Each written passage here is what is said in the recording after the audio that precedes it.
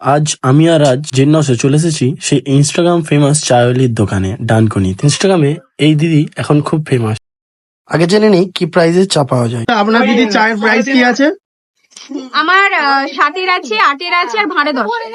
চায়ের দাম তো জানা হলো, এবার দিদির কাছে অ্যাড্রেসটা জেনে নেওয়া যাক। আচ্ছা, এখানের অ্যাড্রেসটা একবার বলবেন। এখানের অ্যাড্রেস হচ্ছে ডানকুনি চণ্ডীতলা, খানপুর, মান্নাপাড়া।